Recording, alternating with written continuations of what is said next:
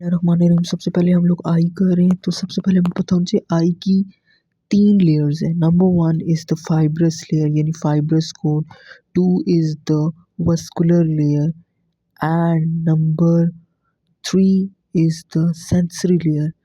अब जो fibrous layer है उसके अंदर कौन से आते हैं? कॉर्निया और sclera. Vascular layer choroid, ciliary body and the iris.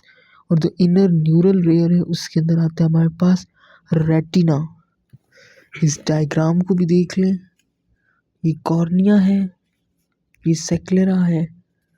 Cornea और सेक्लेरा फाइब्रस कोट में है, ये यानी जो ऊपर आउटर फाइब्रस लेयर है, कवरिंग है। अब सबसे पहले हम लोगों ने पढ़ना है फाइब्रस लेयर। फाइब्रस लेयर के अंदर कौन से आते हैं? यहाँ पे लिखा भी था कॉर्निया सेक्लेरा। तो कॉर्निया के पढ़े। कॉर्निया का क्या फीचर होता है? कॉर्निया थिकर होती है सेक्लेरा से, ये बात याद रखनी है। और कॉर्निया जो एंटीरियर 1/6 ऑफ आई बना रही है, यानी ये कॉर्निया है, ये पूरा एंटीरियर 1/6 ऑफ आई बना रही है। सेक्लेरा यहाँ से शुरू है, तो ये सारा ये एंटीरियर 1/6 कौन बना रहे हैं? कॉर्निया। इसकी 5 लेयर्स हैं। नंबर 1 इज एपिथेलियम, हमेशा एपिथेलियम ही होती है। एपिथेलियम इसकी कौन सी है? Stratified squamous non keratinised epithelium है इसकी। Number 2 is the anterior limiting membrane which is also known as the Bowman's membrane. ठीक है, ये क्या होती है?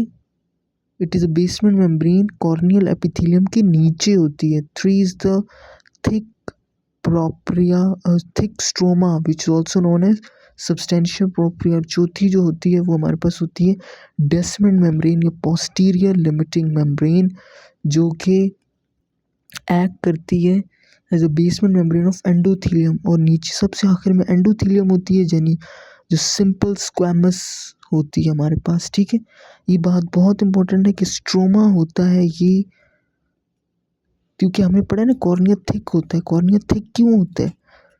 90% थिकनेस उसकी स्ट्रोमा की वजह से है। अब ये जो लेयर्स हैं इसमें भी देख सकते हैं, ये एपिथेलियम में कौन सी है? Stratified squamous. Stratifieds means more than 1 layer, squamous mean flat cells हैं। इसके नीचे बोमेन्स लेयर है, ये स्ट्रोमा है। इसके बाद ये पोस्टीरियर लिमिटिंग मेम्ब्रेन है जिसको डेस्मेंट मेम्ब्रेन कहते हैं, और नीचे सिंपल स्क्वैमस है जिसको एंडोथेलियम कहते हैं। अब इसकी एक्सप्लेनेशन पढ़ेंगे कि क्लियर की बहुत इंपॉर्टेंट है। अब जो कॉर्नियल एपिथेलियम होती है वो नॉन केराटिनाइज्ड होती है। ठीक है, अब जो कॉर्नियल एपिथेलियम होगी इसके जो बेसल सेल्स होंगी यानी जो नीचे होंगे वो रीन्यू कर सकते हैं, उसकी जनरेटिव कैपेसिटी बहुत ज़्यादा होती है। ठीक है, और जो ऊपर बात लिखी है, जो अंडरलाइन बात लिखी है, ये करनी है कि जो सबसे ऊपर सेल्स होंगे, जो फ्लैट सेल्स होंगे, सरफेस सेल्स, उसके ऊपर माइक्रोविल्लाए होते हैं। ठीक है, ये माइक्रोविल्लाए प्रोट्रूड करते हैं इनटू द टीयर फिल्म, यानी कॉर्निया है, कॉर्निया के ऊपर ये कवरिंग है जिसको कहते हैं tier film. Tier film is a thin layer covering the cornea, यानी कॉर्निया के एपिथेलियम के अंदर जो विल्ला है वो प्रोट्रूड होके अपनी आगे वाली जगह पे चलेंगे। आगे क्या है? टीयर फिल्म, यानी टीयर फिल्म के अंदर चले जाएंगे। ठीक है, और एक और बात कि हाँ, जो कॉर्नियल एपिथेलियम होती है इसमें बहुत सारे सेंसरी नर्व एंडिंग होती है। जिधर भी सेंसरी नर्व एंडिंग होती है ना, तो हमें पता है वहाँ पे पेन सेंसेशन होगा, यानी हमें पेन फील होगा, यानी जो सेंसरी नर्व्स होंगी वो पेन को लेके जाएंगी ना आगे ब्रेन की तरफ, और हमें पेन फील होगा। ठीक है, और दूसरी जो हमने पढ़ी है वो है बोमेन्स मेम्ब्रेन जिसको एंटीरियर लिमिटिंग मेम्ब्रेन कहते हैं, एंटीरियर लिमिटिंग लेयर या मेम्ब्रेन कहते हैं, कहीं पता नहीं क्या लिखा था। अब इसके अंदर जो होगा वो कोलेजन टाइप 1 के फाइबर्स होंगे। ठीक है, और ये भी स्टेबिलिटी देती है कॉर्निया को।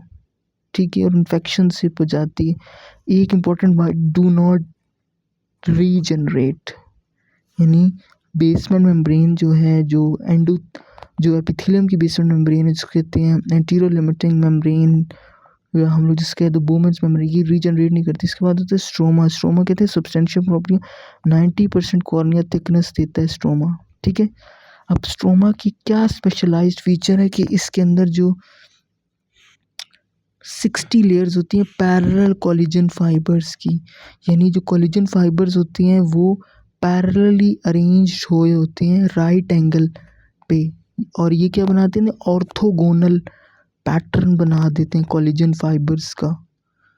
और ये स्ट्रोमा के अंदर जो कोलेजन फाइबर्स का ऑर्थोगोनल पैटर्न है, यानी जो पैरेलल कोलेजन फाइबर्स जो आपस में हैं और राइट एंगल पे हैं, ये ट्रांसपेरेंट कर देते हैं कॉर्निया को, ताकि फिर लाइट रिफ्रैक्ट नहीं होती, हमें सही अच्छा विजन नज़र आता है। ठीक है, ऑर्थोगोनल का क्या मतलब है, it means right angle to each other, यानी जो वन लैमेला क्या होते हैं, लैमेला होते हैं लैमेला इधर लिखी नहीं बात, जो बहुत सारे कोलेजन फाइबर्स होते हैं ना, वहाँ पर मिला के एक लैमेला बना देते हैं।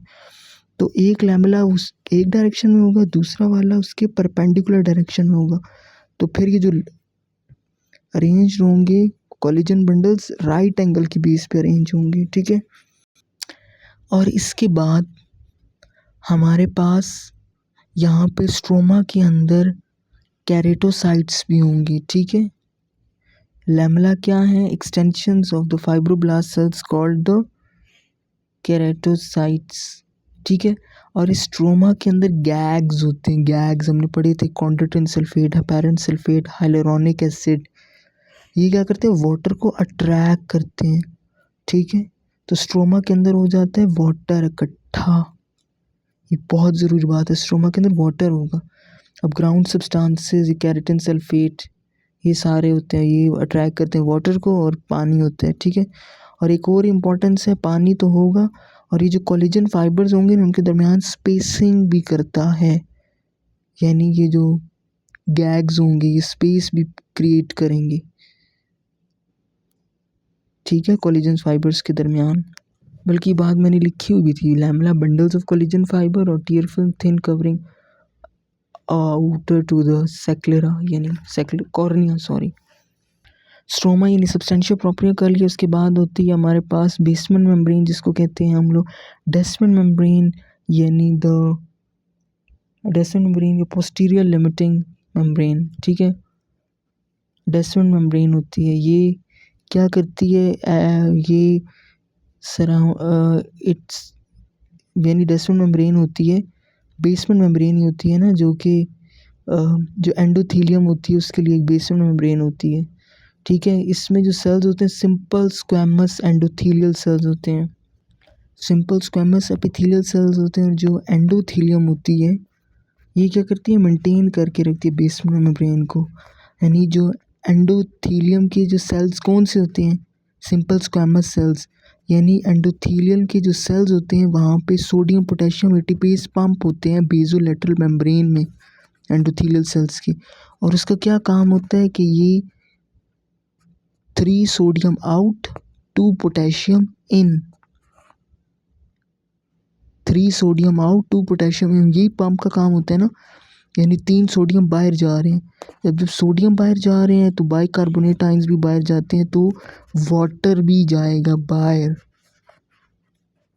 ठीक है, it is responsible for hydration of the stroma, यानी जो स्ट्रोमा होगी उसको हाइड्रेशन करेगा, यानी स्ट्रोमा के अंदर तो पानी है ना, क्योंकि गैग्स थे, तो और ये जो सोडियम पोटेशियम एटीपेज है, ये क्या इसका रोल है कि कोर्निया की ट्रांसपेरेंसी मेंटेन करके रखते हैं। यानी किस तरह ट्रांसपेरेंसी मेंटेन करके रखते हैं कि ये जो एंडोथीलियम होता है, सोडियम पोटेशियम एटीपेज जो पंप के ज़रिए, जो कि एंडोथीलियम की लाइनिंग में होता है, सेल्स में होता है, यानी एंडोथीलियम क्या करता है कि सोडियम को बाहर निकालता है, साथ वाटर भी किधर से जाएगा बाहर, वाटर जाएगा स्ट्रोमा से निकल के एक्वस ह्यूमर में जाएगा, यानी एंडोथीलियम या सोडियम पोटेशियम एटीपेज क्या करेगा, ट्रांसपोर्ट वाटर फ्रॉम स्ट्रोमा, यानी स्ट्रोमा के अंदर से जो वाटर होगा उसको बाहर निकालेगा एक्वस ह्यूमर में, ये बहुत ज़रूरी है।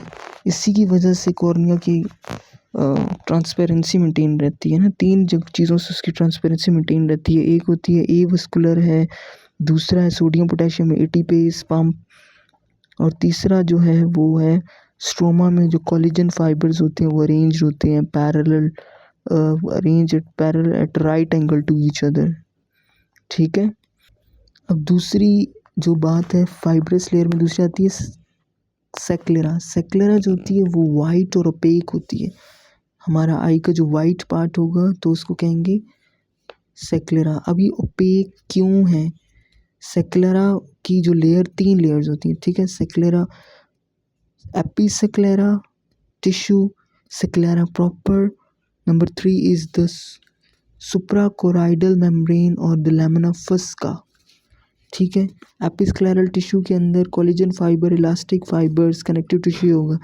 स्क्लेरा प्रॉपर के अंदर कोलेजन फाइबर्स ही होंगे और इलास्टिक फाइबर। लेकिन स्क्लेरा प्रॉपर के अंदर जो इरेगुलरली अरेंज कोलेजन फाइबर्स होते हैं, जो फाइबर इरेगुलरली अरेंज होते हैं तो ट्रांसपेरेंट नहीं देते, ओपेक कलर देते हैं। जैसे कॉर्निया के तो स्ट्रोमा में ट्रांसपेरेंट क्यों आ रही थी कॉर्निया? क्योंकि वहाँ पे कोलेजन फाइबर पैरेलल होते हैं और परपेंडिकुलर होते हैं, right angle to each other. लेकिन यहाँ पे इरेगुलर अरेंजिंग तो ओपेक आएगी। तीसरा होता है लैमिना फुस्का। इसका दूसरा नाम है सुप्राकोराइडल लैमिना। ये सुप्राकोराइडल मेम्ब्रेन, सुप्राकोराइडल लैमिना, ये बहुत नाम है इसके। इसमें भी कोलेजन फाइबर्स होंगे, इलास्टिक फाइबर्स होंगे। यानी सुप्राकोराइडल यानी कोराइड से ऊपर, सुप्रा मीन ऊपर, कोराइड से ऊपर है ये, और कॉर्न सेक्लेरा से ये नीचे है। ये किन के दरमियान प्रेजेंट है? सेक्लेरा और कोराइड के दरमियान, सुप्राकोराइडल